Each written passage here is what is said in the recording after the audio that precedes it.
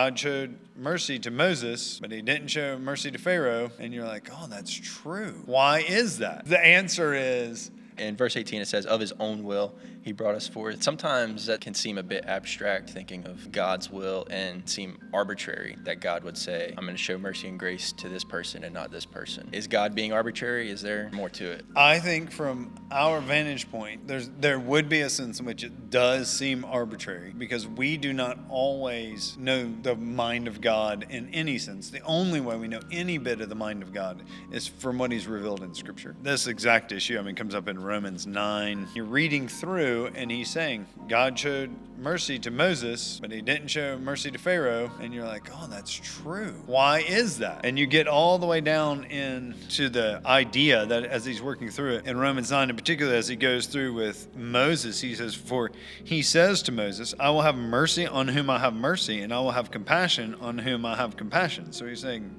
it's not your choice. So in that sense, we might feel like it's arbitrary. Like what qualifies for receiving compassion? This is Paul writing in Romans. Clarification. So then it depends not on human will or exertion, but on God who has mercy. And so you're like, oh, that feels unsatisfactory. That's how, when I was going through it for the first time, I was like, okay, so why would somebody get mercy and someone not? And his argument comes a little bit later. He says, why does he still find fault if he gave somebody mercy and the other one didn't receive mercy? For who can resist his will? But who are you, O man, to answer back to God? Well, what is molded, say to the molder, why have you made me like this?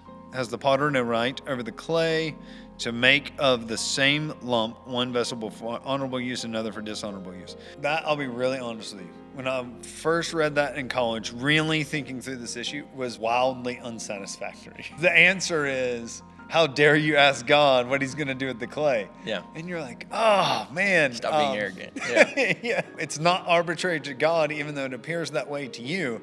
And I was thinking, no, I really want more than that.